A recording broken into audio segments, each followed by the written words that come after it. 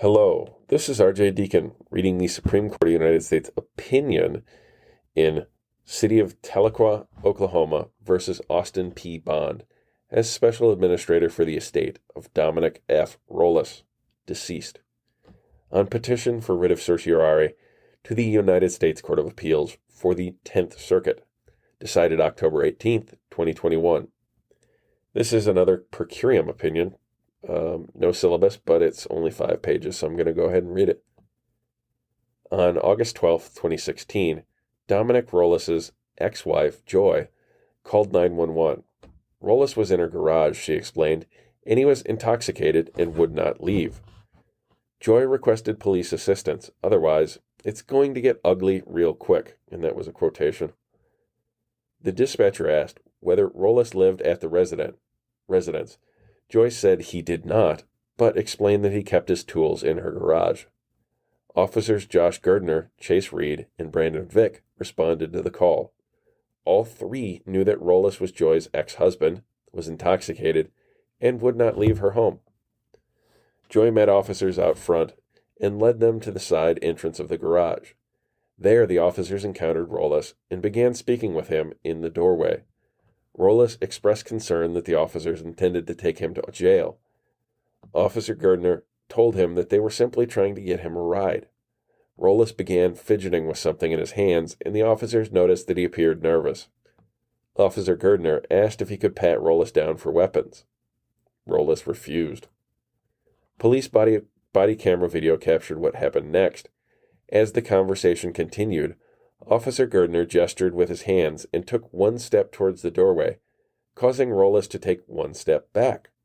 Rollis, still conversing with the officers, turned around and walked towards the back of the garage where his tools were hanging over a workbench. Officer Gerdner followed the others close behind. No officer was within 6 feet of Rollis. The video is silent, but the officers stated that they ordered Rollis to stop. Rollis kept walking. He then grabbed a hammer from the back wall over the workbench and turned around to face the officers. Rollis grasped the handle of the hammer with both hands, as if preparing to swing a baseball bat, and pulled it up to shoulder level.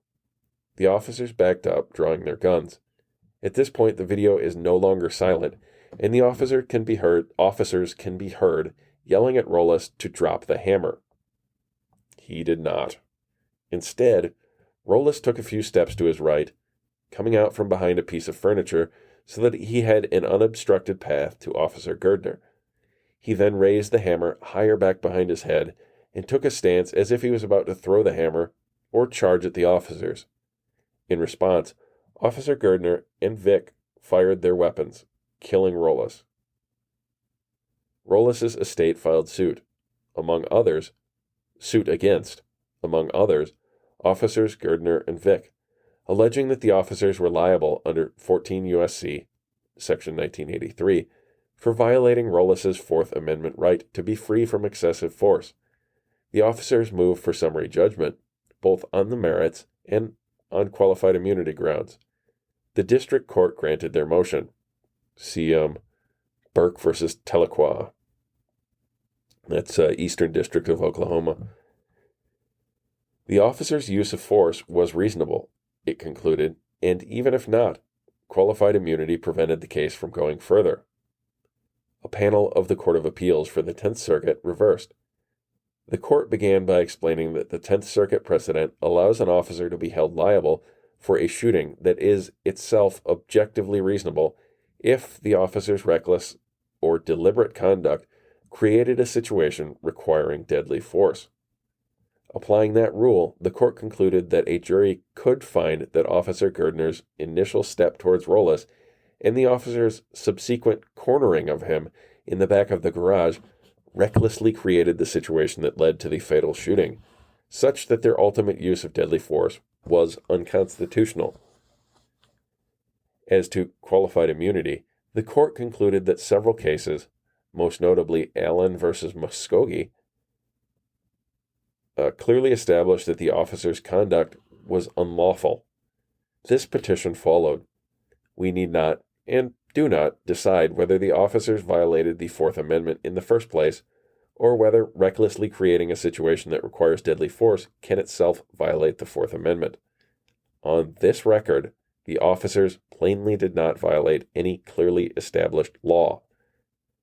The doctrine of qualified immunity shields officers from civil liability so long as their conduct does not violate clearly established statutory or constitutional rights of which a reasonable person would have known. That's Pearson versus Callahan. As we have explained, qualified immunity protects all but the plainly incompetent or those who knowingly violate the law. That's District of Columbia versus Westby, quoting Malley versus Briggs. We have repeatedly told courts not to define clearly established law at too high a level of generality. See Ashcroft versus Al-Kid. It is not enough that a rule be suggested by then existing precedent.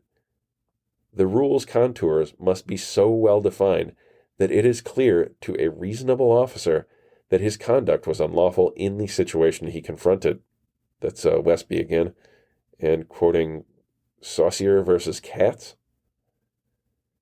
Such specificity is especially important in the Fourth Amendment context, where it is sometimes difficult for an officer to determine how the relevant legal doctrine, here excessive force, will apply to the factual situation the officer confronts. It's Molyneux versus Luna. The Tenth Circuit contravened those settled principles here.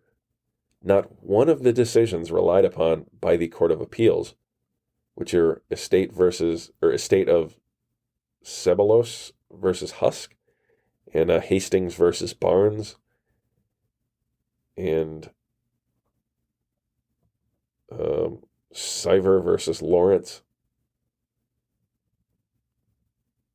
and Allen. Comes close to establishing, we'll start that sentence again without the citations. Not one of the decisions relied upon by the Court of Appeals, citations, comes close to establishing that the officers' conduct was unlawful. The court relied most heavily on Allen, but the facts of Allen are dramatically different from the facts here. The officers in Allen responded to a potential suicide call by sprinting towards a parked car, screaming at the suspect and attempting to physically wrest a gun from his hands. Officers Gardner and Vick, by contrast, engaged in a conversation with Rollis, followed him into a garage at a distance of 6 to 10 feet, and did not yell until after he picked up a hammer. We cannot conclude that Allen clearly established that their conduct was reckless, or that their ultimate use of force was unlawful. The other decisions relied upon by the Court of Appeals are even less relevant. For Sevier, that decision merely noted in dicta that deliberate or reckless pre-seizure conduct can render a later use of force excessive before dismissing the appeal for lack of jurisdiction. To state the obvious, a decision where the court did not even have jurisdiction cannot clearly establish substantive constitutional law. Regardless, that formulation of the rule is much too general to bear on whether the officer's particular conduct here violated the Fourth Amendment. See Al-Kid.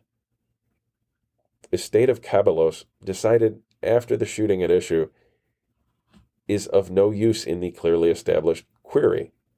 See Brousseau versus Haugen. And Hastings, an unpublished decision, involved officers initiating an encounter with a potentially suicidal individual by chasing him into his bedroom, screaming at him, and pepper spraying him.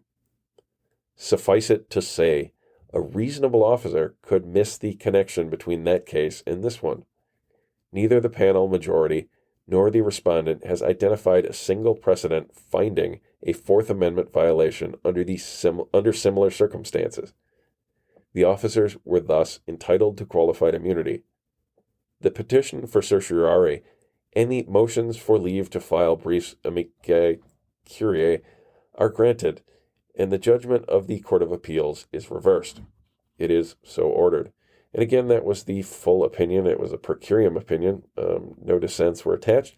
If you'd like to support the podcast, support me through my 12 year of law school or my public defender internship that will be coming up this summer, You can find me on Patreon, Venmo, Cash App, PayPal, or you can get a hold of me at roadsscholar80@gmail.com. That's ROADS, like the truck driving roads, and the number 80 at gmail.com.